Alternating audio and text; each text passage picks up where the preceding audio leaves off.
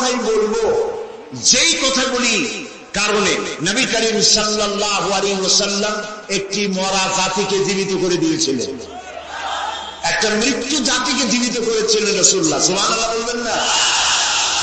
মৃত্যু প্রায় জাতি, তার অর্থ এই না যে কবরে থোয়ার মতো মরে গেছিল। মরা মানে কি? মরা হচ্ছে ওই জীবিত মানুষের কোনো দাম নাই যার চক্ষু আল্লাহর নিয়ন্ত্রণ মানে না। ওই জীবিত মানুষের হাতের কোনো দাম নাই যার হাত দিয়ে অবৈধ কামাই করে, হারাম খায়, সে তো মৃত্যু। ওই হৃদয়ের কোনো দাম নাই জীবিত হৃদয়ের, যেই হৃদয়ের মধ্যে আল্লাহর ভয় নাই। ওই পাও বেঁচে থাকার কোনো লাভ নাই যেই পাও দিয়ে আল্লাহর নিষিদ্ধ কাজে গমন করা হয়। এমন একটি মরা জাতি যাদের বিবেক মরে গিয়েছিল, যাদের চক্ষু, যাদের বিবেক, যাদের চিন্তা চেতনা, মরণশীলতা সবকিছু মরে গিয়েছিল। জৈবিক চাহিদা মেটাবার জন্য প্রয়োজন ছিল একটি নারীর। সেই নারীটি কার বউ, কার মেয়ে, কার মা দেখার কোন জরুরত বোধ করত না। এমন একটি জাতি যারা চুরি করতো, ডাকাতি করতো, জেনা করতো, মিথ্যা কথা বলতো। সত্য বলবো কেন? এই কারণ জানা ছিল না। পরে খুন করবো না কেন? এর কোনো কারণ, যুক্তিসঙ্গত কারণ জানা ছিল না। খুন আমি করতেই পারি, খুন করতে পারি, মারতে পারি, এই ধরনের চিন্তা চেতনায় বিশ্বাসী ছিল যে আদ মরা জাতি। সেই মরা জাতিকে রাসূলুল্লাহ চিন্তা করেছিলেন। সুবহানাল্লাহ বলুন না? এই যে কথাটা বললাম, আমি কি অতিরিক্ত বাড়িয়ে বলেছি? মাত্রই আদৌ বাড়িয়ে বলেছি? রাসূলুল্লাহ একটা মরা জাতি চিন্তা করতে পারছিলেন কিনা বলেন? কি দিয়ে করেছিলেন বলেন জোরে? এই সেই কিতাব আমার হাতে আপনারা দেখতে পাচ্ছেন, এই সেই কিতাব। এই কিতাবের সাথে আমার আপনার কলিজার সম্পর্ক, ইমানের সম্পর্ক, রুহের সম্পর্ক, বেঁচে থাকার সম্পর্ক, স্বাধীনতার সম্পর্ক, স্থিতিশীলতার সম্পর্ক, ইজ্জতের সম্পর্ক এই কোরআনের সাথে আমাদের আষ্টে পৃষ্ঠে বাঁধা। কোরআনের সাথে যতদিন জুড়ে থাকবো ততদিন পৃথিবীতে শান্তি, নিরাপত্তা নিয়ে থাকবো। যখন কোরআন থেকে ডিটাচ হব তখন থেকে আমাদের উপরে আল্লাহর লানত আর গজব ছাড়া কিছুই থাকবে না। নবী করিম সাল্লাল্লাহু আলাইহি ওয়াসাল্লাম যে কোরআন দিয়ে এই বিশাল বিপ্লব ঘটিয়েছিলেন, সেই কোরআন কি আজও আছে? না, না, কিছু পরিবর্তন হয়েছে। ওই রকম আছে আমার হাতে যেমন দেখতে পাচ্ছেন, সেই কোরআনটা তো। তাহলে এই কোরআন দিয়ে যদি রাসূলুল্লাহ একটা মরা জাতিকে চিন্তা করতে পারে, তাহলে ওই কোরআন আজও আছে। আমরা যে আত্মরা হয়ে গেছি, আমরা জিন্দা হইতে পারবো না? কোরআনের সাথে আমাদের ব্যবহারটা কি? জিন্দা হইতে পারি না কেন? সেই কোরআন আছে অথচ জিন্দা হইতে পারি না কেন? পারি না এই কারণে যে কোরআনের সাথে সম্পর্ক এতটুকু বড় জোর, সকাল বেলায় ফজরের নামাজ পড়ে ঝুলিয়া ঝুলিয়া আমরা তেলাওয়াত করব। বড় জোর কোরআন শরীফ দিয়া তাবিজ বানাইয়া গলায় ঝুলাই রাখে, হয় গলায় ঝুলাই, না হয় ঝুলে ঝুলে পড়ি, বুঝিও না কি পড়ি। এটা ঠিক কি? যত বড় শিক্ষিত হোক, যারা বুদ্ধিজীবীর দাবি করে না, জিজ্ঞেস করুন তো আউযু বিল্লাহি মিনাশ শাইতানির রাজিম লেখে কেমনে? কোরআন এই শব্দের অর্থ কি? কোরআন নাযিল হয়েছিল কিভাবে? তার ক্রমধারা কি? কোরআনের সূরাগুলি বিন্যাস করার পদ্ধতি কি? সাহাবায়ে কেরামদের মধ্যে 10 জন সাহাবী যে জান্নাতের সুসংবাদ পেয়েছিলেন তাদের নাম কি? এদের মধ্যে কাতেবে ওহী কে ছিলেন? কে কে হিজরত করেছিলেন সর্বপ্রথম? এগুলি বলতে পারবেন না। বুদ্ধিজীবী তো বলতে পারবেন চিত্র তারকা কে, তার বাপের নাম কি, দাদার নাম কি, সব বলতে পারবেন, কিন্তু কোরআন সম্পর্কে জানা নাই। এই জন্য ডক্টর শহীদুল্লাহ, আপনার নাম শোনেন নাই? তার জন্য দোয়া করতে ইচ্ছে করে, আল্লাহ তাকে জান্নাত নসিব করুন। ডক্টর শহীদুল্লাহ যখন ডক্টরের ডিগ্রি করে দেশে ফিরলেন, তো লোকেরা মনে করলো ডক্টর হয়ে আসছে। পুরান ঢাকার লোকেরা সবাই গেল তার কাছে জ্বর, সর্দি, ব্রঙ্কাইটিস, টাইফয়েড, নিউমোনিয়ার ওষুধ আনার জন্য। তিনি যে এত বুঝাইতে চেষ্টা করলেন যে আমি ওষুধের ডাক্তার না, আমি ভাষার ডাক্তার। পুরান ঢাকার লোকেরা কইল ডক্টর হয়েছে মগর ওষুধ দিবার পারে না।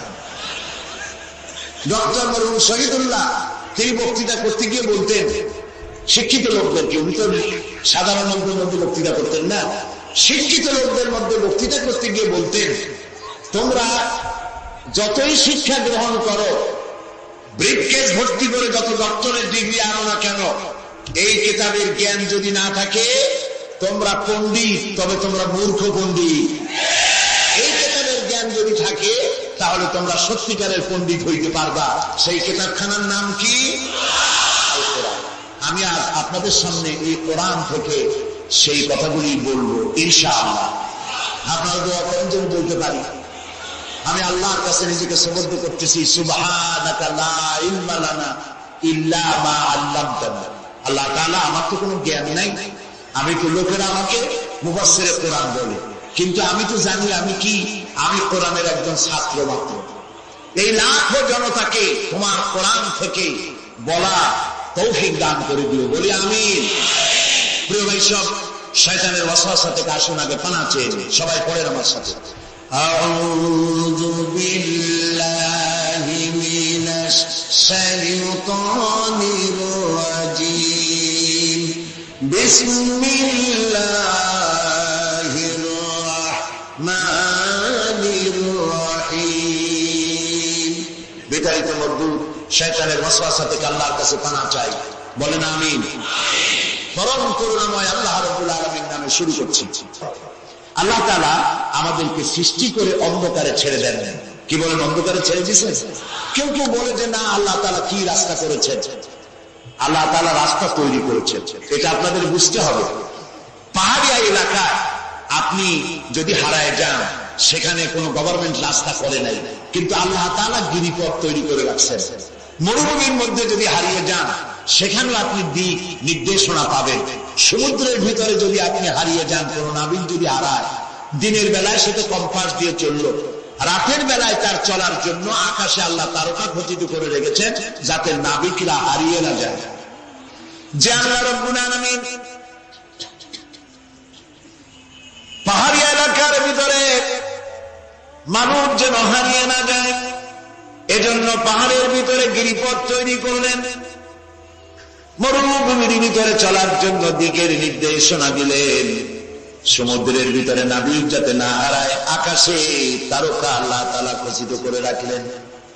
সেই আল্লাহ রাব্বুল আলামিন পৃথিবীতে মানুষ চলাফেরা করবে, মানুষ জন্মগ্রহণ করে মৃত্যু পর্যন্ত চলার জন্য তার অর্থনীতি প্রয়োজন, রাজনীতি প্রয়োজন, সমাজনীতি প্রয়োজন, তার শিক্ষানীতি প্রয়োজন।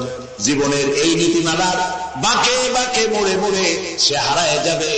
আল্লাহ তাআলা এমনটি তার বান্দার প্রতি আচরণ করতে পারেন না। সেজন্য রব্বুল আলামিন বান্দা পৃথিবীতে যেন সঠিক পথে চলতে পারে, এজন্য তার জীবনের প্রত্যেকটি মোড়ে মোড়ে বাঁকে বাঁকে আল্লাহ তাআলা কোরআনের আলো, নূরের আলো আল্লাহ জ্বালিয়ে রেখেছেন। আল্লাহ তাআলা বলেন, قد جاءكم من الله نور وكتاب مبين। قد جاءكم من الله نور। ও পৃথিবীর মানুষেরা শোনো, অবশ্যই আমি আল্লাহর পক্ষ থেকে তোমাদের জন্য এসেছে আলো। ওয়া কিতাবুম মুবিন, আর দিয়েছি আমি একটা স্পষ্ট কিতাব, সুস্পষ্ট কিতাব। তোমাদের সৃষ্টি করে আমি অন্ধকারে ফালাই দেই নেই, আমি একটা আলো দিছি। সেই আলোটা কি? সূর্য।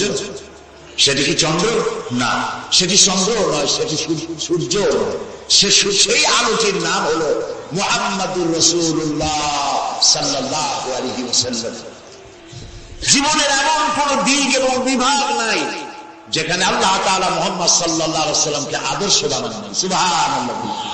আমি তার কথাই আজকে আপনাদেরকে বলবো ইনশাআল্লাহ। বলি ইনশাআল্লাহ। প্রিয় ভাই সব, এই পৃথিবীতে আল্লাহ রাব্বুল আলামিন সব থেকে দুর্বল করে সৃষ্টি করেছেন মানব গোষ্ঠীকে। মানুষেরা সব থেকে দুর্বল।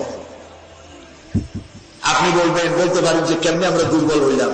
এত মারামারি করি তারপরেও দুর্বল? হ্যাঁ, তারপরেও দুর্বল। যেমন গরু, সে তার আত্মরক্ষার জন্য মাথায় দুইটা শিং পাইছে, আমরা কেউ শিং পাই নাই, আমরা গুতি করতে পারি না, ঠিক না? কথা বল না। কুকুরে কামড়াইতে পারে, কুকুরের কাজ কুকুরে করেছে, কামড় দিয়েছে তার, তাই বলে কি কুকুরে কামড়ানো মানুষের স্বভাব? মানুষ কি কুত্তার গায়ে কামড় দিতে পারবে? ওই রকমের শক্তিশালী দাঁত মানুষের আল্লাহ দেন নাই। সাপের আল্লাহ তাআলা বিষধর দন্ত দিয়েছেন, বাঘের খাবার মধ্যে নখর দিয়েছেন, মূলার মতো মোটা মোটা দাঁত দিয়েছেন। এমনকি আত্মরক্ষার জন্য ভীমরুল বল্লারও হুল ফুটাবার মতো শক্তি আল্লাহ দিয়েছেন। এবার বলেন তো, আপনার কাছে আত্মরক্ষার কি আছে? আপনি তো বলতেই পারেন বীরত্বের সাথে, হ্যান করেঙ্গে ত্যান করেঙ্গে, লাঠিকে আমদার মুগুর ভরেঙ্গে, বলতে পারবেন, কিন্তু লাঠির মধ্যে মুগুর আপনি ভরতে পারবেন না। মানুষের কাছে আত্মরক্ষার কোন হাতিয়ার নাই। এই মাহফিলের মধ্যে যদি এখন একটা সাপ ঢোকে অথবা বড় জাতের কয়েকটা ব্যাঙ ঢোকে, লাফানো শুরু করবে এই মাথা দিয়া, লোক দৌড় আরম্ভ করবে। তারপর অন্তত সদরঘাট পর্যন্ত দৌড়ে গিয়ে জিজ্ঞেস করবে, ভাই আমরা দৌড়াই কেন?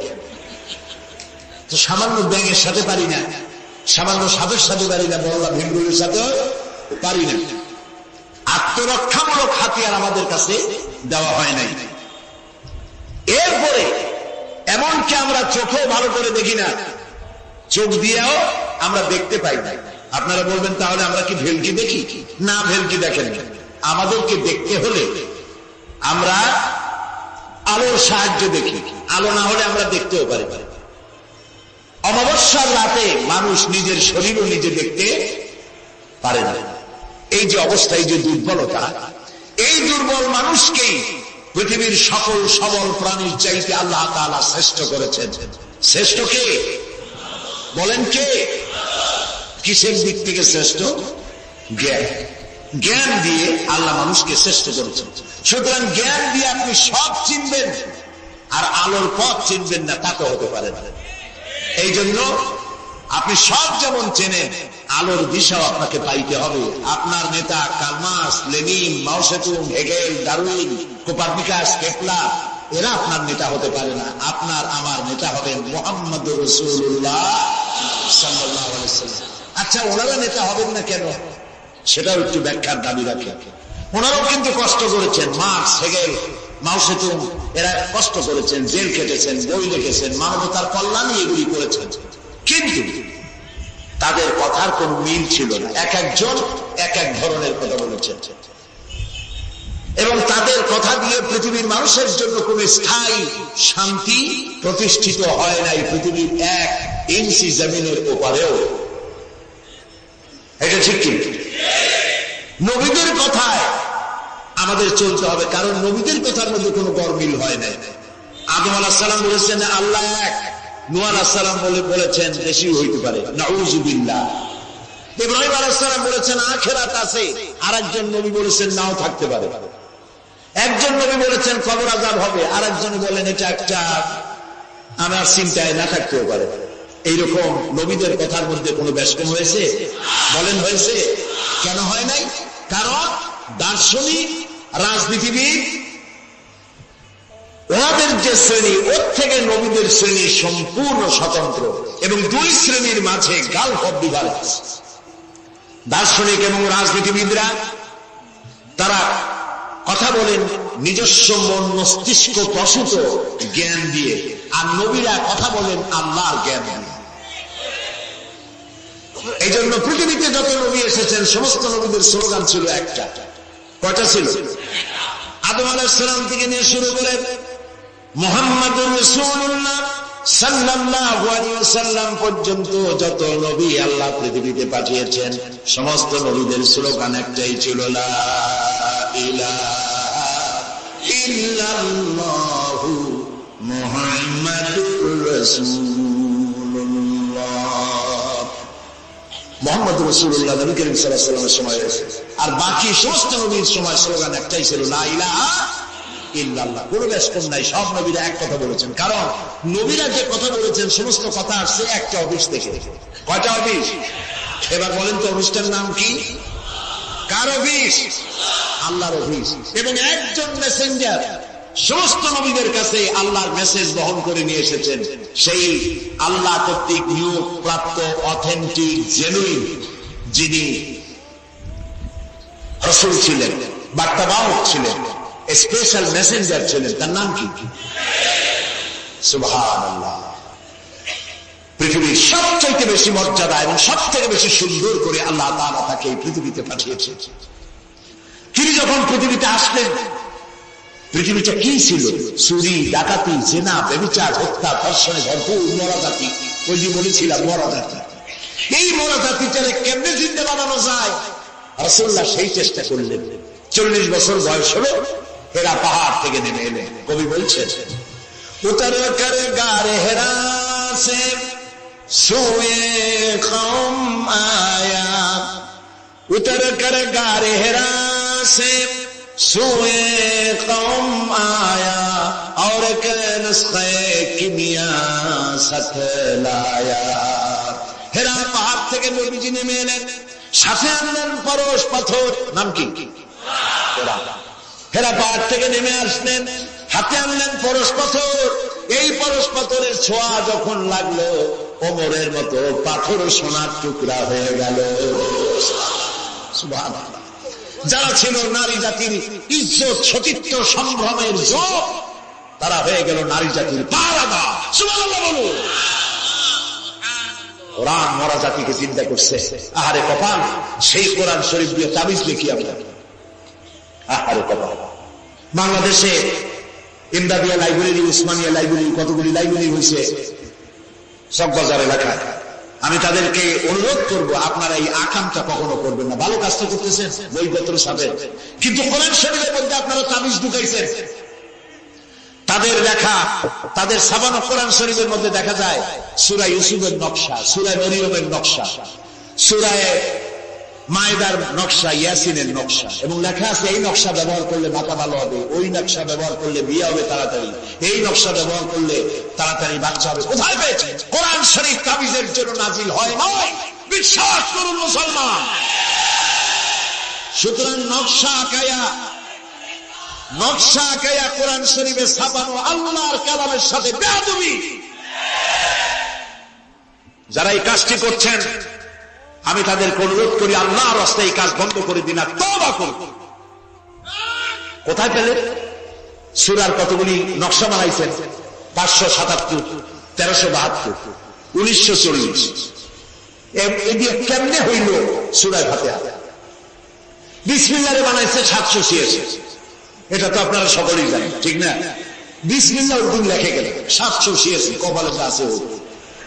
প্রিয় ভাই সব, 10 লক্ষ বার যদি 786 লেখেন, একবার বিসমিল্লাহর সমান হবে না। বিসমিল্লাহর মধ্যে 19টা অক্ষর আছে। কয়টা? আর আল্লাহ রাসূল কি বলেছেন? আল্লাহর নবী বলেছেন, কোরআনে কারীমের প্রত্যেকটি অক্ষরে যখন পড়বে বান্দা 10টা করে নেকি হবে। বিসমিল্লাহির রহমানির রহিম পড়েন আমার সাথে, বিসমিল্লাহির রহমানির রহিম। রাসূলুল্লাহর ওয়াদা অনুযায়ী আমার সাথে যখনই পড়লেন বিসমিল্লাহির রহমানির রহিম, একটা অক্ষরে 10, 19টায় 190টি নেকি আমাদের আমলনামায় লেখা হয়ে গেছে। কাজে এই নকশা দিয়ে যারা তাবিজের ব্যবসা করে, কিয়ামতে অবশ্যই আসামি হতে হবে। যারা কোরআনকে তাবিজের কাজে ব্যবহার করেছেন, আল্লাহর কাছে দায়ী হতেই হবে। কারণ মানুষকে আপনারা বোঝাতে চেষ্টা করেছেন কোরআন তাবিজের কিতাব, অথচ কোরআন এসেছিল একটি সমাজ, একটি রাষ্ট্র বিপ্লব করার জন্য। রাসূলুল্লাহ হচ্ছেন পৃথিবীতে সুন্দর, সুখী, সমৃদ্ধশালী আধুনিক রাষ্ট্রের শ্রেষ্ঠ রূপকার, এবং এই কোরআন দিয়ে তিনি এমন এক রাষ্ট্র বিনির্মাণ করেছিলেন যেখানে চুরি ছিল না, ডাকাতি ছিল না, জেনা ছিল না, ব্যভিচার ছিল না, হত্যা ছিল না, ধর্ষণ ছিল না, সন্ত্রাস মুক্ত সমৃদ্ধি একটি সুখী সমাজ তৈরি করেছিলেন নবী করিম সাল্লাল্লাহু আলাইহি ওয়াসাল্লাম। প্রিয় ভাই সব, বড় আফসোস লাগে সেই কোরআনে শুধু চুমাই খাই, বুকেই লাগাই, আর এই কোরআন শরীফ নিয়ে আমরা কাজে লাগাইতে পারলাম না। এটা ঠিক কিনা? কোরআনকে কাজে লাগাইতে পারি নাই। কোরআন শরীফ খালি ঝুলে ঝুলে পড়ি। দেখেন, রমজান মাসে আমাদের দেশের লোকেরা গপ্প করে, ভাই তোমার বাড়ি কি হয়েছে জানি না, আমার পুতের বউ 7 খতম, আমার মেয়ে ক্লাস 9-এ পড়ে, ও 3 খতম, ওর মায় 13 খতম, আর আমি নিজে এমনি খতম। আপনি প্রতিযোগিতা করে কোরআন শরীফ খতম করবেন, এই জন্য নাজিল হয়েছে কোরআন শরীফ। আপনি কি বিশ্বাস করে? কোন কোন সাহাবী সূরা বাকারা শেষ করতে সময় লেগেছে 2 বছর, 3 বছর। কেন? করতে পারতেন না কিনা? সময় লাগলো কেন? এই জন্য সময় লেগেছে। এক একটি আয়াত তারা তেলাওয়াত করেছেন, শুনতেছেন কথা? এক একটি আয়াত তেলাওয়াত করেছেন, অর্থ বুঝেছেন, ব্যাখ্যা বুঝেছেন, জীবনের উপরে আমল করেছেন, এরপর আরেকটা আয়াত পড়েছেন, বুঝেছেন, আমল করেছেন, তারপরে আরেকটা পড়েছেন। এইরকম করে করে কোরআন তেলাওয়াত করে জীবনের উপরে আমল করার পর সাহাবীরা যখন রাস্তা দিয়ে হাঁটতেন, মানুষেরা দেখতো যেন কোরআন হেঁটে যাচ্ছে। আরে আজ পৃথিবীতে আমরা মায়ের খাবো না কেন? আমি তো বলি বুশের মতো আরো 2-1টা বুশ আসা দরকার। মায়ের আমাদের খাওয়াই দরকার। দুনিয়ার সব জাতি চেনা যায়, মুসলমান চেনা যায় না। প্রিয় ভাই সব, নবী করিম সাল্লাল্লাহু আলাইহি ওয়াসাল্লাম এই পরশপাথর নিয়ে আসলেন। ওমর আসলেন রাসূলকে হত্যা করতে। চিন্তা করেন, নবী হত্যা করতে আসে, কত বড় জাহেল সেই ওমর। আর ওমর ছিলেন কি হইলেন বলেন? কি সোনা, ডায়মন্ড হয়ে গেল। আল্লাহু আকবার বলেন। আমার রাসূল বললেন, আমার পরে লা নবিয়্যা বাদি ওয়ালা রাসূলা, আমার পরে নবীও হবে না, রাসূলও হবে না। কিন্তু আমার পরে যদি আল্লাহ কাউকে নবী বানাতেন, ওমর অবশ্যই নবী হয়ে যেতেন। আল্লাহু আকবার। প্রিয় ভাই সব, ওমর রে জাহালাত থেকে কয়লার খনি ছিল ওমর, সেখান থেকে ডায়মন্ড বানাই দিল আল্লাহ তাআলা। কি দিয়ে বানাইলেন? কোরআন। আমরা কিন্তু এর কাছেও যাইতে পারলাম না, খালি সুমা দিলাম আর তাবিজ বানাই গলায় ঝুলাই। এই কোরআন শরীফ আমরা একটা কাপড় দিয়ে পেঁচাই রাখি। আমাদের ঘরে কাপড় দিয়ে কোরআন অনেকের বাড়িতে পেঁচানো আছে, আসে না? এই কাপড়টা যদি মাটিতে পড়ে যায়, যদি তাও লাগে, তাহলে আমরা আটকে উঠি, ঠিক না? কাপড়টা উঠাই কি করি? সুমা দিই। একটা কাপড় আর তো কিছু না, এখানে তো টেবিলেও কাপড় আছে, আমার পায়ের তলেও কাপড় আছে, আমার পরনেও কাপড় আছে, ঠিক না? আপনাদের আছে না? এগুলো পাও লাগলে তো আমি আটকে উঠি না। কোরআন শরীফের সাথে যে কাপড়টা ছিল, ওটা পড়ে গেলে পাও লাগলে আটকে উঠি এবং অপরাধ বোধের সৃষ্টি হয়, ঠিক কিনা? কেন হয়? কারণ এই কাপড়টা কোরআনের সাথে কিছুদিন জড়ানো ছিল। কয়েকটা দিন কোরআনের সাথে জড়িয়ে থাকার কারণে একটা কাপড়ের টুকরার ইজ্জত যদি বাড়ে, ইজ্জত যদি বেড়ে গেল, যাদের জন্য কোরআন নাজিল হইল ওদের ইজ্জত বাড়লো না। আমাদের ইজ্জত বাড়ছে। আমাদের ইজ্জত যদি বাড়বে, তাহলে ইরাকে বুশেরা আমাদের মারে কেন? আমাদের ইজ্জত যদি বাড়ে, তাহলে শ্যারন প্যালেস্টাইন আমাদের মারে কেন? আমাদের ইজ্জত যদি বাড়ে, তাহলে কাশ্মীরে ভারতের কাফের সরকার আমাদের মারে কেন? আলজেরিয়ায়, বসনিয়ায়, চেচনিয়ায়, এরিত্রিয়ায়, সারা পৃথিবীতে আমরা মার খাচ্ছি। তাহলে কি এই কথা বুঝবো যে কোরআন থাকবে যে জাতির কাছে, কোরআনের কারণেই তারা মার খাবে? আল্লাহ কি বলে শুনুন। আল্লাহ রাব্বুল আলামিন বলেন, তাহা মা আনজালনা আলাইকাল কুরআনা লিতাশকা। ও নবী, কোরআন আমি এই জন্য নাযিল করি নাই যে কোরআন আপনাকে ভাগ্য বিপর্যস্ত করে দেবে, হতভাগ্য বানায় দেবে। কোরআন এই জন্য নাযিল করি নাই। কোরআন নাযিল করেছে এই জন্য কোরআনের ধারক বাহক যারা হবে, তারা শাসিত হবে না, গোটা বিশ্বকে তারা শাসন করবে। এই জন্য এসেছিল কোরআন। কারণ কোরআন দিয়ে শাসন করলেই মানুষেরা নিরাপত্তা পাবে। নারীর অধিকার কে দিল? এই কোরআন দিয়েছে। শ্রমিকের অধিকার কে দিল? এই কোরআন দিয়েছে। কৃষক, মজুর, সাদা এবং কালো মানুষের ব্যবধান কে দূর করলো? এই কোরআন করেছে। সুবহানাল্লাহ। এই কোরআনের মধ্যে কি কি আছে? এর মধ্যে রাজনীতি আছে, অর্থনীতি আছে, সমাজনীতি আছে, দর্শন আছে, এর মধ্যে পররাষ্ট্রনীতি আছে, স্বরাষ্ট্রনীতি আছে। বিজ্ঞান আছে বলে এ কোরআন বিজ্ঞানের বই নয়। ইতিহাস আছে বলে এ কোরআন ইতিহাসের বই নয়। রাজনীতি আছে বলে এটা রাজনীতির কিতাব নয়। অর্থনীতি আছে বলে এটা অর্থনীতির কিতাব নয়। তাহলে প্রশ্ন হবে এটা কি? এটা হচ্ছে মানুষের জীবন পরিচালনার জন্য যত নীতি প্রয়োজন, সমস্ত নীতির মূল নীতি যে কিতাবে লেখা হয়েছে, সেই কিতাবের নাম আল কোরআন। প্রিয় ভাই সব, নবী করিম সাল্লাল্লাহু আলাইহি ওয়াসাল্লাম কে আল্লাহ তাআলা এজন্য পাঠান নাই যে তিনি আর তার সাহাবীরা মসজিদে বসে বসে আল্লাহ আল্লাহ করবেন আর রাষ্ট্র চালাবে ফেরাউন আর নমরুদেরা, রাষ্ট্র চালাবে আবু জাহেলের গোষ্ঠীরা, ফাসিক, ফুজ্জার, নামাজ নাই, রোজা নাই, ঘুষখোর, মদখোর, এরা রাষ্ট্র চালাবে। এর জন্য ইসলাম আসে নাই। ইসলাম এসেছে রাষ্ট্র পরিচালনা করার অধিকার কোরআনে। কার? আল্লাহ রাব্বুল আলামিন বলেন, আলা লাহুল খালকু ওয়াল আমর ইনিল হুকমু ইল্লা লিল্লাহ। সৃষ্টি যার, আইন চলবে তার। সৃষ্টি যার, আইন চলবে তার। আলা লাহুল খালকু ওয়াল আমর, সৃষ্টি যার, আইন তারই চলবে। কারণ এই কোরআনের তো কোনো পরিবর্তন নাই, এটি সংবিধান, এটি কনস্টিটিউশন। আমাদের একটা কনস্টিটিউশন আছে, আছে না? কবে তৈরি হয়েছিল? 72-তে। 1972 সালে বাংলাদেশের সংবিধান রচিত হয়েছিল। আজকে 2004। 1972 থেকে 2004 এ পর্যন্ত আমার দেশের কনস্টিটিউশন অ্যামেন্ডমেন্ট, সংযোজন, বিয়োজন, পরিবর্তন, পরিবর্ধন ইত্যাদি হয়েছে নাকি হয়নি? কয়বার হয়েছে? 13 বার হয়ে গেছে। 13 বার হয়েছে, আর 14 বার হবে খুব শীঘ্রই। তাহলে স্বাধীনতার 32 বছরের ভিতরে যদি সংবিধান 14 বার পরিবর্তন হয়, সংশোধন হয়, এই রেশিও অনুযায়ী 100 বছর যদি যায়, তাহলে কম্বলের লোম বাঁচলে থাকবে কিছু আর? এটাও একটি সংবিধান। এটার নাম কি? সংবিধান, মানবতার সংবিধান। এটি শুধু মুসলমানদের জন্য নয়। কোন মুসলমান দাবি করতে পারবে না কোরআন একমাত্র আমার কিতাব, না। আল্লাহ তাআলা শুরুতেই বলে দিয়েছেন, হুদাল লিন-নাস, হুদাল লিল-মুত্তাকিন, হুদাল লিন-নাস, হাযা বায়ানুল লিন-নাস। পৃথিবীর সমস্ত মানব গোষ্ঠীর জন্য হেদায়েতের সর্বশেষ কিতাবের নাম কি?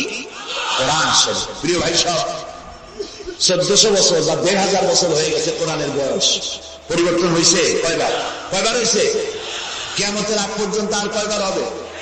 একবারও হবে না। কারণ এই কিতাব আসছে কার কাছ থেকে? আল্লাহর কাছ থেকে। তিনি নির্ভুল, তার কোনো ভুল নাই। আমার দেশের সংবিধান পরিবর্তন হয় কেন? এই জন্য হয়, যারা সংবিধান রচনা করেছিলেন ওনাদের কাছে ভবিষ্যতের জ্ঞান ছিল না। অতীতের অভিজ্ঞতার ভিত্তিতে বর্তমানকে সামনে রেখে সংবিধান রচনা করেছেন। আর যখন নতুন নতুন সমস্যা সামনে আসছে, তখন অতীতে অভিজ্ঞতা শেষ, নতুন অভিজ্ঞতা দিয়ে আবার পরিবর্তন করা লেগেছে, ঠিক কিনা? আল্লাহর কাছে কাল কয়টা? একটা। সেই কালটার নাম কি? মাশাআল্লাহ, আপনাদেরকে 100 দিলাম। এইরকম কথা যারা মনে রাখতে পারে, এই সব শ্রোতাদেরই কথা বলে শুনাইয়া আনন্দ আছে। আল্লাহ যেন আমারও ফায়দা দেয়, আপনাদেরকেও দেন বলি আমি। তাহলে আল্লাহ রাব্বুল আলামিনের কাছে কাল হলো কয়টা? একটা। ওই কালটার নাম কি? বর্তমান। বর্তমানের উপরে ভিত্তি করে আল্লাহ তাআলা কোরআন তৈরি করেছেন, তাই এর কোনো অ্যামেন্ডমেন্টের প্রয়োজন হয় নাই, কিয়ামত পর্যন্ত হবে না। যদি শান্তি চাই আমাদের দেশে, এখন তো আগেও সন্ত্রাস ছিল, এখনো সন্ত্রাস আছে। সন্ত্রাস নির্মূল আমরা করতে পারবো না যতক্ষণ না এই কোরআনের শাসন প্রতিষ্ঠিত হচ্ছে, ততক্ষণ পর্যন্ত সন্ত্রাস নির্মূল করা যাবে না। এই ব্যাপারে আরো কথা সামনে বলবো, বলেন ইনশাআল্লাহ। তো আল্লাহ রাব্বুল আলামিন আমাদেরকে একখানা কিতাব দিলেন, আর জিজ্ঞেস করলেন, আমাদেরকে বললেন, আফাগায়রা দীনিল্লাহি ইয়াবগুন ওয়া লাহু আসলামা মান ফিস সামাওয়াতি ওয়াল আরদি তাওআন ওয়া কারহা। আফাগায়রা দীনিল্লাহি ইয়াবগুন, আল্লাহর দেওয়া জীবন ব্যবস্থাকে ছেড়ে দিয়ে মানুষের তৈরি করা, অন্যের তৈরি করা কোন জীবন বিধান তোমরা তালাশ করো নাকি? আল্লাহ প্রশ্ন করছে। ওয়ালাহু আসলামা মান ফিস সামাওয়াতি ওয়াল আরদ, অথচ আকাশে যা আছে, জমিনে যা আছে, আনুগত্যের মস্তক সবাই অবনত করে দিয়েছে আমি আল্লাহর সামনে। সুবহানাল্লাহ। আর তাই সেখানে শান্তি। যারা আল্লাহর আইন মানে সেখানেই শান্তি। দেখেন, একটু আগে আমি বলেছিলাম শুরুতে, সকল প্রাণীর আত্মরক্ষার হাতিয়ার আছে। আমাদের যদি আত্মরক্ষা করতে হয়, লাঠি, বন্দুক, ছুরি ইত্যাদি আশ্রয় নিতে হয়। আমার শরীরে, আপনার শরীরে আত্মরক্ষামূলক কোন হাতিয়ার বলে নাই। এখন আপনি বলেন, আত্মরক্ষার হাতিয়ার আছে বাঘের। সুন্দরবনে বাঘ আছে নাকি নাই? আপনারা কি এটা শুনেছেন যে গত বছর সুন্দরবনের বাঘেরা কোন একটা বিষয় নিয়ে রাগারাগি করিয়া নিজেরা কামড়া কামড়ি করে 200 বাঘ মারা গেছে? হয়েছে এরকম? কুমিরের এত বড় বড় দাঁত, এইরকম খিল লেগে যায়। এই সব কুমিরেরা তারা জঙ্গলে অথবা নদীর ভিতরে মারামারি করিয়া নিজেরা মারামারি করে 400-500 কুমির মারা গেছে। পাখিরা মারামারি করে বসছে, সাপেরা মারামারি করে বসছে। এরকম হয়েছে কখনো? হয় না। বরং আমি বলতে চাই এই পৃথিবীতে বাঘে, সাপে, কুমিরে, হাঙ্গরে, সিংহে যত না মানুষ মেরেছে, মানুষেরা নিজেরাই তার থেকে লক্ষ গুণে বেশি মানুষ মেরেছে। ওদের মধ্যে শান্তি আছে, আমাদের মধ্যে শান্তি নেই। ওরা আল্লাহর আইন মানে, মানুষ আল্লাহর আইন অমান্য করে, আর সেই জন্যই মানুষকে অশান্তি পোহাতে হয়। এই অশান্তি থেকে বাঁচতে হলে পথ কি? আল্লাহ রাব্বুল আলামিন বলেন, ইত্তাবিউ মা উনজিলা ইলাইকুম মির রাব্বিকুম ওয়া লা তাত্তাবিউ মিন দুনিহি আউলিয়া। ইত্তাবিউ মা উনজিলা ইলাইকুম মির রাব্বিকুম, আনুগত্য করো, অনুসরণ করো, অনুকরণ করো ওই জিনিসের যা তোমার রবের পক্ষ থেকে নাজিল হয়েছে। কি নাজিল হয়েছে বলে? এইটার অনুসরণ করো। ওয়ালা তাত্তাবিউ মিন দুনিহি আউলিয়া। আর তোমাদের নেতারা যা কিছু তোমাদের জন্য বানিয়েছে তার অনুসরণ করো না। মানব রচিত আইনে শান্তি নাই। আল্লাহ তাআলা বলছেন, আমার বান্দারা ইত্তাবিউ মা উনজিলা ইলাইকুম মির রাব্বিকুম, আল্লাহর পক্ষ থেকে যে কিতাব আসছে এইটার অনুসরণ করো, এটার মধ্যে সব আছে। নবী করিম সাল্লাল্লাহু আলাইহি ওয়াসাল্লাম এটাকে দিয়েছিলেন যেভাবে সেইভাবে করতে হবে। আমরা কি নবীকে সেই মর্যাদা দেই? না দেই। মুহাম্মদ সাল্লাল্লাহু আলাইহি ওয়াসাল্লামকে মনে করেছি অন্যান্যরা যেমন নেতা, মুহাম্মদ সাল্লাল্লাহু আলাইহি ওয়াসাল্লাম এইরকম একজন ধর্মীয় নেতা। কোরআন শরীফকে মনে করেছি বেদ, বাইবেল যেমন ধর্মগ্রন্থ, কোরআন এরকম একটা ধর্মগ্রন্থ। আমি আপনাদেরকে বলতে চাই, এই কোরআন একটি মুকাম্মাল নিজামে হায়াতের নাম। জীবনের সব কথা আল্লাহ তাআলা এখানে বলে দিয়েছেন। এই জন্য গতানুগতিক ভাবে ধর্মীয় পুস্তক নয়। আর মুহাম্মদ সাল্লাল্লাহু আলাইহি ওয়াসাল্লাম গতানুগতিক ভাবে কোন ধর্মীয় নেতা নয়। তিনি হচ্ছেন আদর্শ, পৃথিবীর সব মানুষের জন্য আদর্শ নেতা, এক সফল রাষ্ট্রনায়ক আল্লাহ রাসূল সুবহানাল্লাহ। নবী করিম সাল্লাল্লাহু আলাইহি ওয়াসাল্লাম রাষ্ট্র প্রতিষ্ঠা করেছেন, ইসলামের রাষ্ট্র। তার বুনিয়াদ কি? ওয়াতাসিমু বিহাবলিল্লাহি জামিআন ওয়া লা তাফাররাকু। ঐক্যবদ্ধভাবে আমার রজ্জুকে, আল্লাহর রশিকে মজবুত করে ধারণ করো। কে বলতেছেন? আল্লাহ। নবী করিম সাল্লাল্লাহু আলাইহি ওয়াসাল্লাম যে রাষ্ট্র পরিচালনা করেছিলেন, সেখানে কোন জাতি, বর্ণ ও আঞ্চলিকতাকে গুরুত্ব দেওয়া হয় নাই। সেখানে গুরুত্ব দেওয়া হয়েছে হাবলুল্লাহ। হাবলুল্লাহ মানে কি বলেন? আল্লাহর রশি। বলেন আপনারা, হাবলুল্লাহ মানে কি? আল্লাহর রশি। আল্লাহর রশি কি? এটাকে রশি বলা হইল কেন? বলবো এটাকে রশি বলা হইল কেন? আমরা ছিলাম বেহেশতে। কোথায় ছিলাম? পড়ে গেছি কোথায়? ধরুন এটা একটা কুয়া। দুনিয়াটা কি? কুয়া। বেহেশতে থেকে পড়ে গেছি কুয়ার মধ্যে। এখন কুয়ায় পতিত মানুষ উঠাবার জন্য সব থেকে ভালো কি? বাঁশ। কুয়ায় পতিত মানুষ উঠাবার জন্য কোন জিনিস সব থেকে ভালো? রশি। আল্লাহ তাআলা কোরআন নামক একটা রশি ফেলাই দিলেন। পড়ে গেছে দুনিয়ায়, আমি চাই তোরা আবার তোদের হারানো বাড়িতে ফিরে আয়। এখন এটা রশি আল্লাহ ফেলাই দিলেন। কুয়ার মানুষ উঠাবার জন্য রশি সব থেকে ভালো, তবে রশির দুইটা শর্ত লাগবে। শর্ত কয়টা? দুইটা। এক নম্বরের শর্ত হলো রশি যেন পচা কাঠের দড়ি না হয়। তাহলে পরে নিচে যারা ছিল করবে, উপরে যে টান দিয়ে উঠাইতে যাবে, ছিঁড়ে গিয়া পতিত মানুষের দাও দাঁত চাচ্ছিল এগুলো ভাঙিয়ে শেষ হয়ে যাবে। তাহলে দড়ি কি হইতে হবে? মজবুত। দুই নম্বরে যিনি ধরে টান দিবেন তার হাত হতে হবে মজবুত। তা না হলে বলে এরা যত মানুষ ঝুলে পড়বে, ওই হাত থেকে যদি দড়ি ফসকে যায়, যাও চান ছিল তাও শেষ। উপরে ধরে আছেন কে? রশির অপর প্রান্ত আল্লাহর। এই রশি কি পচা মাঠের দড়ি? এর থেকে মজবুত দড়ি আর আছে? এই দড়ির অপর প্রান্তে ধরেছেন কে? গোটা পৃথিবীর সব মানুষ একত্রিত হয়ে এই রশি ধরো। আল্লাহ তাআলা বলেছেন অপর প্রান্ত ধরে হারানো বাড়ি জান্নাতে ফিরাই দেবে। নবী করিম সাল্লাল্লাহু আলাইহি ওয়াসাল্লামের এটাই ছিল তার রাষ্ট্র প্রতিষ্ঠার মূলনীতি। কোরআন ধরো, কোরআন বোঝো। এই কোরআন দিয়ে তিনি একটি বিচার ব্যবস্থা চালু করলেন কোরআন দিয়ে। রাসূলুল্লাহ এখন প্রেসিডেন্ট। রাসূলুল্লাহ এখন কি? প্রেসিডেন্ট। দেখেন বিচার কেমন হচ্ছে। আল্লাহ রাব্বুল আলামিন কোরআনের আয়াত দিয়ে বিচার ব্যবস্থা কন্ট্রোল করে দিলেন, বিচারে কারো পক্ষপাতিত্ব করা যাবে না।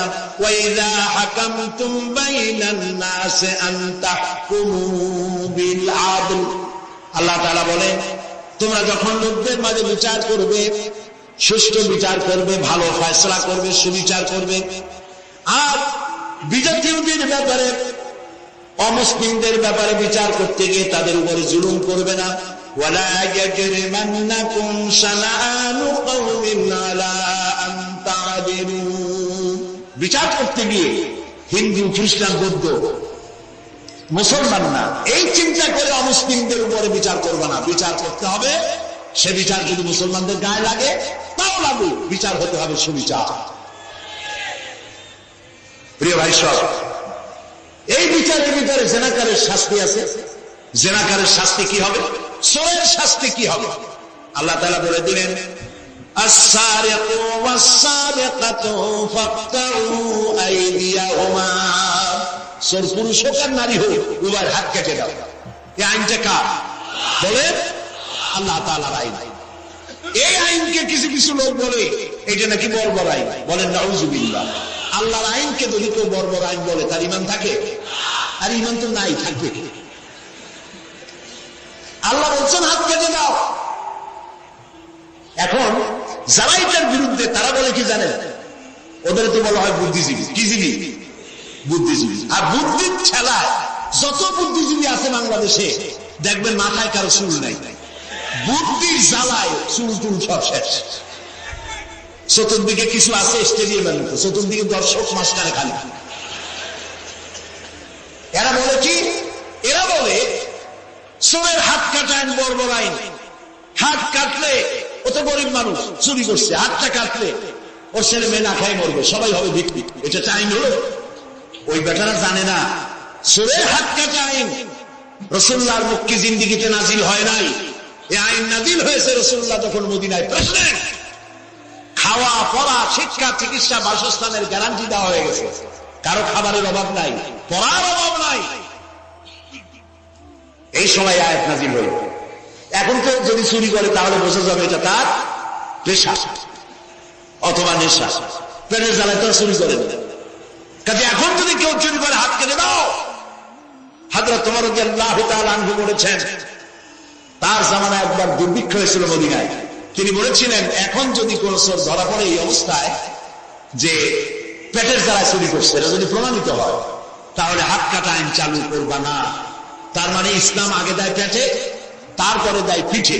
এই জন্য ইসলামী সরকার তার কাজই হলো জাতির উপরে, দেশবাসীর উপরে ইনসাফ করা, তাদের প্রয়োজন মিটিয়ে দেওয়া, এটা হচ্ছে তাদের দায়িত্ব।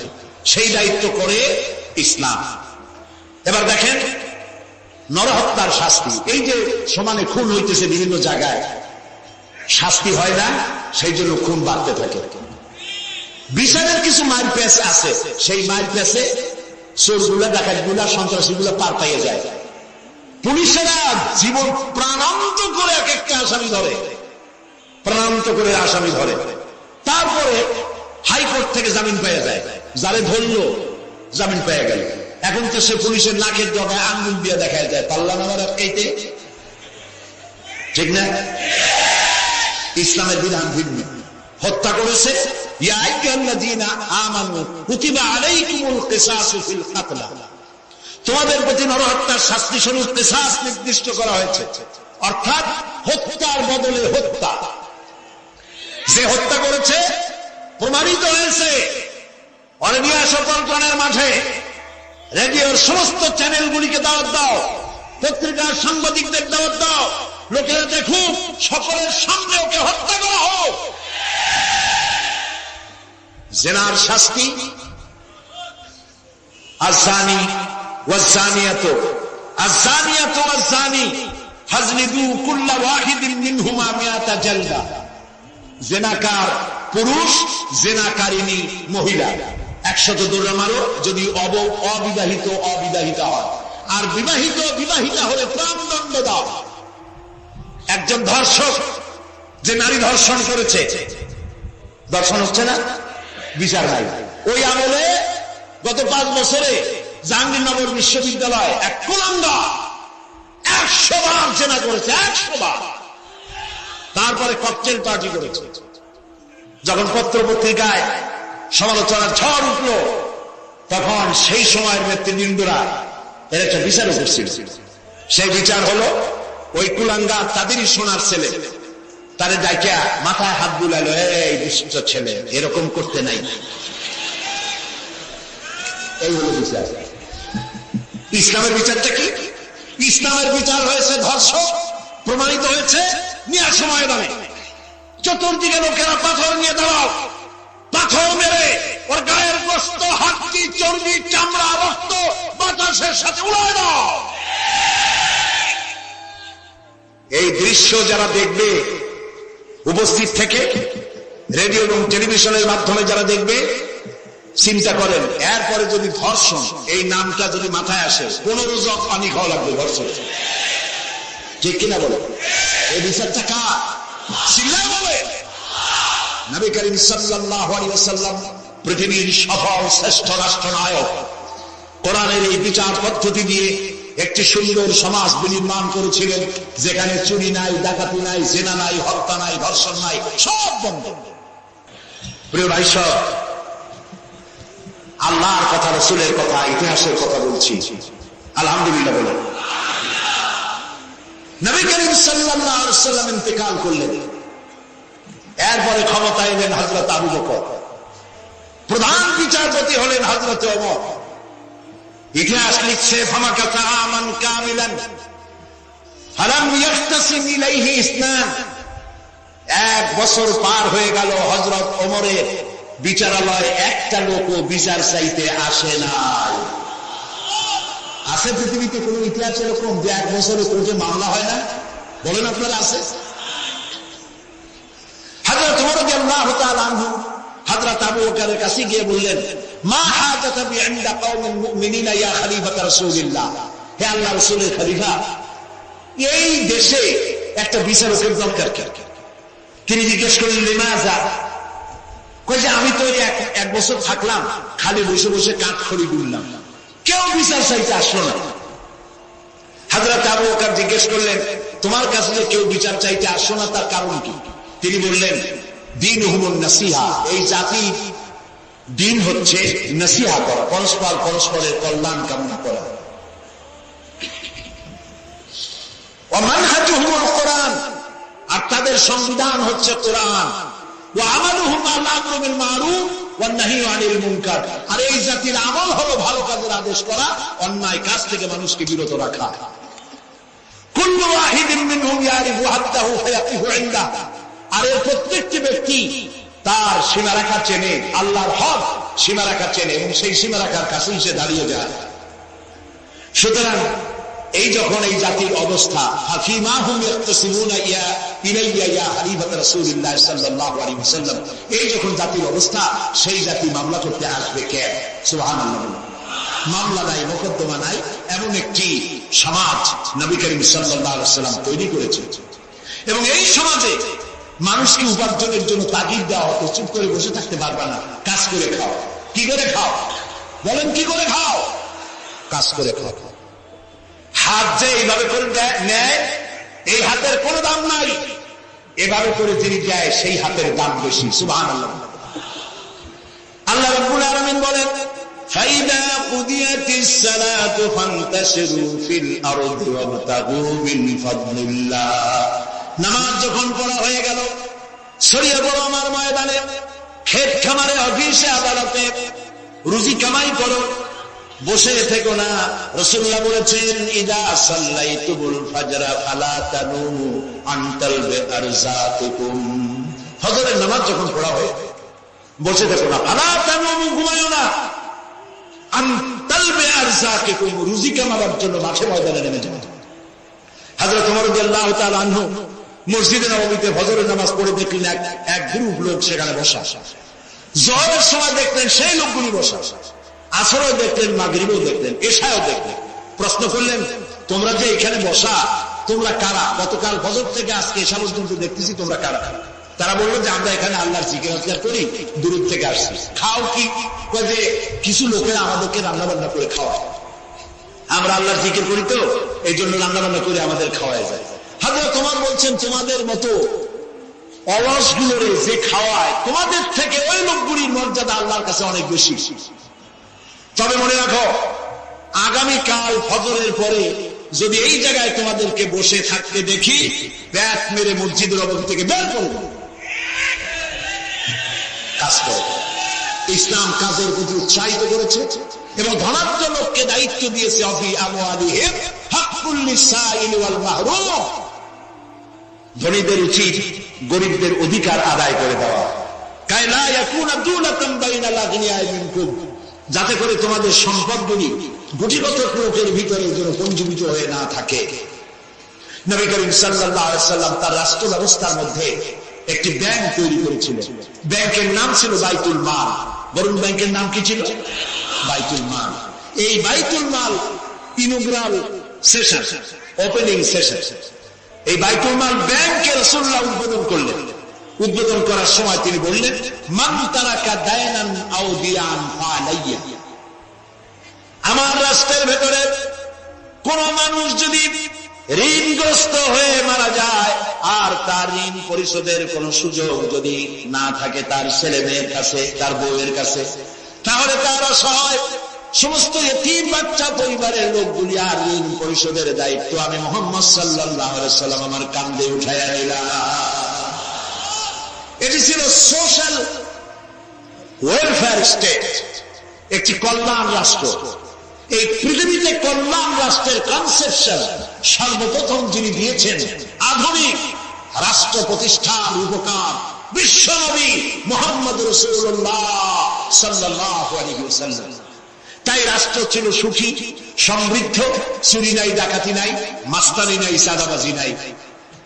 এই দৃশ্য যখন কাফেররা দেখলো, তখন কাফেররা মনে করলো যে আমরা তো খামোখাই রাসূলের সাথে বিরোধিতা করেছি, উনি তো আমাদের শত্রু না। তখন অবস্থাটা কি হলো? আল্লাহ রাব্বুল আলামিন এই পরিস্থিতিতে সূরা নাসর নাযিল করলেন। মদিনার শেষ জীবনে ইযা জাআ নাসরুল্লাহি ওয়াল ফাতহু, জানেন না এই সূরাটা? পড়েন, ইযা জাআ নাসরুল্লাহি ওয়াল ফাতহু وَرَأَيْتَ النَّاسَ يَدْخُلُونَ فِي دِينِ اللَّهِ أَفْوَاجًا فَسَبِّحْ بِحَمْدِ رَبِّكَ وَاسْتَغْفِرْ إِنَّهُ كَانَ تَوَّابًا إِذَا جَاءَ نَصْرُ اللَّهِ وَالْفَتْحُ। আল্লাহর পক্ষ থেকে যখন মদদ আসবে, বিজয় আসবে, তখন দেখতে পাবে দলে দলে লোক ইসলামে প্রবেশ করতেছে। সুবহানাল্লাহ। মদিনার জীবনের শেষ দিকে আরব ভূখণ্ডে একটা কাফেরও ছিল না, সবাই বলেছে লা ইলাহা ইল্লাল্লাহু মুহাম্মাদুর রাসূলুল্লাহ। সুবহানাল্লাহ। প্রিয় ভাই সব, এই ছিল ইসলামী রাষ্ট্রের রূপরেখা। রাসূলুল্লাহ বলেছেন, আমি তো চলে যাব, চিরকাল থাকব না। তারাকতু ফীকুম আমরাইন লান তাদিল্লু মা তামাসসাকতুম বিহিমা কিতাবুল্লাহ ওয়া সুন্নাতি রাসূল। আমি চলে যাব, দুটো জিনিস তোমাদের জন্য রেখে গেলাম। বলেন কয়টা জিনিস? একটা হলো আল্লাহর কিতাব, আর একটা কি? সুন্নাতি রাসূল। এই দুটো জিনিস রেখে গেলাম। মারির দাঁত দিয়ে কামড়ে ধরো, তাহলে পৃথিবীতে তোমরা বিচ্ছিন্ন হবে না, ধ্বংস হবে না। সুবহানাল্লাহ। প্রিয় ভাই সব, নবী করিম সাল্লাল্লাহু আলাইহি ওয়াসাল্লাম দুটি জিনিস হয়ে গেলেন। কয়টা রাখেন বলেন? দুইটা। ট্রেন চলে কয়টা লাইন দিয়া? বলেন, দুইটা লাইন। দুইটা লাইনের উপরে ট্রেন চলে। ট্রেন কি? কতগুলি কম্পার্টমেন্ট, এর মধ্যে মানুষ বসে, মাল সামান নিয়ে মানুষ বসে। চাকার দূরত্ব আর লাইনের দূরত্ব যদি সমান থাকে, তাহলে কমলাপুর থেকে ছাড়বে, চিটাগং চলে যাবেন আরামসে, চোখ বুঝে ঘুমাইতে ঘুমাইতে। ঠিক কিনা? বোঝেন কথা? কিন্তু মাঝখানে যদি চাকাগুলো একটু সেরায় যায়, ফাঁক বেশি হয়ে যায়, অথবা লাইন যদি একটু বেঁকা হয়ে যায়, তাহলে ট্রেন কি চলবে? কি হবে? অ্যাক্সিডেন্ট হলে যাত্রীরা কি হবে? মারা যাবে, মালপত্র সব শেষ হয়ে যাবে। ঠিক না? সুতরাং এটা যেমন বুঝলেন, আমরা ছিলাম বেহেশতে, আসলাম দুনিয়া। আল্লাহ রাব্বুল আলামিন এই দুনিয়াবাসীদেরকে জান্নাতে নিতে চান। সুবহানাল্লাহ বলেন। এজন্য দুইটা লাইন করে দিয়েছেন, দুইটা লাইন রাসূলুল্লাহ পেতে দিয়ে গেলেন। একটার নাম হলো কোরআন আর একটার নাম হাদিস। আর আপনার আমার দেহ, এই দেহগুলিকে ধরেন কম্পার্টমেন্ট, বগি, ট্রেনের বগি। এই বগি, এই ট্রেন, এই দেহ নামক বগিকে চালাবার জন্য কতগুলি চাকা দরকার। সেই চাকা হলো অর্থনীতির চাকা, রাজনীতির চাকা, সমাজনীতির চাকা, স্বরাষ্ট্রনীতির চাকা, পররাষ্ট্রনীতির চাকা। এই সব চাকাগুলি কোরআন হাদিস নামক দুইটা লাইনের উপরে যদি ছেড়ে দেন, কোরআন হাদিস অনুযায়ী যদি চালান, দেহ নামক গাড়ি দুনিয়া থেকে ছাড়বে, লাস্ট ডেস্টিনেশন আল্লাহর জান্নাতে চলে যাবে। আর যদি দেহ নামক এই গাড়িকে চালাতে গিয়া রাজনৈতিক চাকা যদি দৌড় দেয় ইংল্যান্ডের দিকে, সংস্কৃতির চাকা যদি দৌড় দেয় ভারতের দিকে, গণতন্ত্রের চাকা যদি দৌড় দেয় আমেরিকার দিকে, তাহলে দেহ নামক গাড়ির কি হবে? অ্যাক্সিডেন্ট অবধারিত। কথাটা কি বোঝা কঠিন না সহজ? সুতরাং আসুন, কোরআনের, আল্লাহ রসুলের বলা ওই কোরআন আর ওই হাদিস, এই দুইটা নিয়ে আমাদের জীবনকে পরিচালিত করতে চেষ্টা করি। এবং এই চেষ্টা ফলবতী হতে পারে পার্লামেন্টে। 1000 বছর ওয়াজ করে যা করতে না পারবেন, পার্লামেন্টে যদি কোরআনের পক্ষের লোকেরা মেজরিটি হয়, তাহলে 1000 বছর ওয়াজের তুলনায় একটা বিল পাস করলে অতি তাড়াতাড়ি তা হয়ে যায়। এই জন্য জনগণকে সেভাবে তৈরি হতে হবে, প্রস্তুতি নিতে হবে এবং বুঝতে হবে কোরআনের আইন ছাড়া সন্ত্রাস, দুর্নীতি নির্মূল হবে না, হবে না, হবে না।